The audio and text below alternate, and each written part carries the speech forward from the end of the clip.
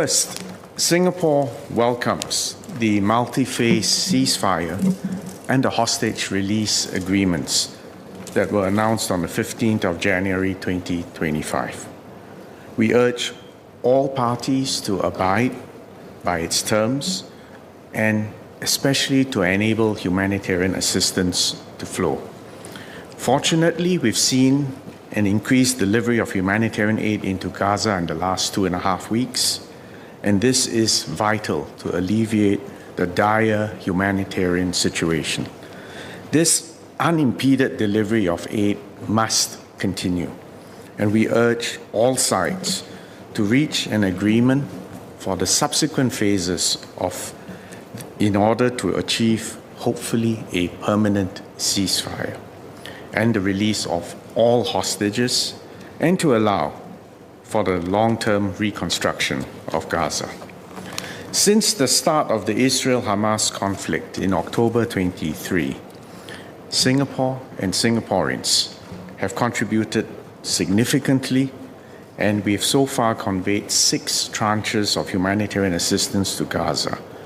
These 6 tranches account for more than 19 million Singapore dollars. In fact, Minister Maliki Osman just visited Jordan 2 weeks ago to witness the handover of the 6th tranche, which comprised almost 1.3 million Singapore dollars that were raised by the Rahmatan Lil Alamin Foundation, and this was given to the Jordan Hashemite Charity Organization and to UNICEF. We are making plans for a 7th tranche of humanitarian aid, and this will consist of food, essential supplies, and medical supplies. And this will be conveyed by the RSAF's multi-role tanker transport aircraft, and we will deliver this to our Jordanian partners. I've just spoken to the Jordanian Foreign Minister yesterday to confirm these arrangements. Let me reiterate Singapore's appreciation to all our regional partners in the Middle East, especially Jordan, Egypt, the UAE, and Cyprus, for their support in facilitating the delivery of our humanitarian assistance to Gaza. We look forward to doing more together, and we hope to be able to provide more help to the civilians in Gaza as they rebuild their homes and their lives. Our contributions would not have been possible without the generous support of Singaporeans and the hard work of organizations like the Rahmatan Lil Alamin Foundation and the Singapore Red Cross. I hope that all Singaporeans will continue to contribute to these fundraising efforts, and in fact, the Rahmatan Lil Alamin Foundation will be embarking on a further fundraising for Gaza during the holy month of Ramadan. The reconstruction needs of Gaza will be significant, and Singapore will continue to contribute bilaterally or in partnership with others in the region.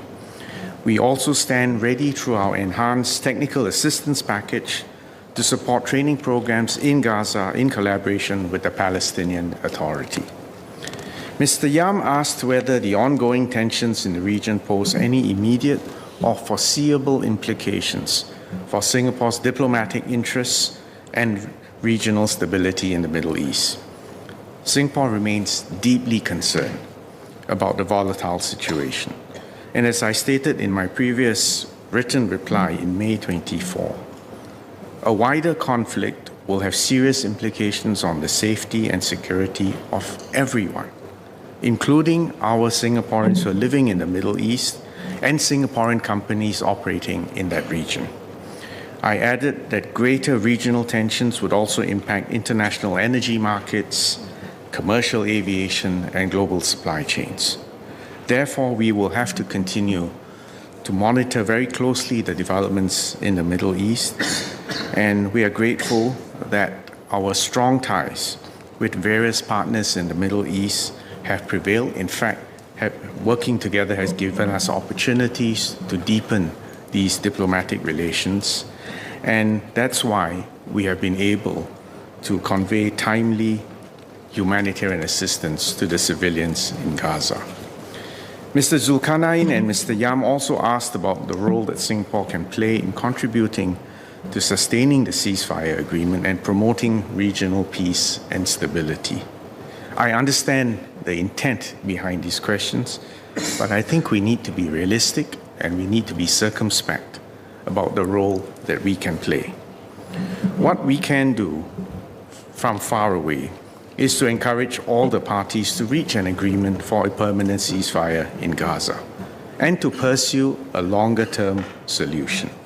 But we need to understand the complexity and the deep historical entanglements of this conflict in the Middle East, and there will be no quick and easy solutions.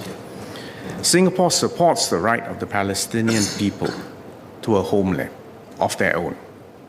We believe that the only viable path for achieving a comprehensive, just, and durable solution to this long-standing conflict is a negotiated two-state solution, consistent with the relevant UN Security Council resolutions.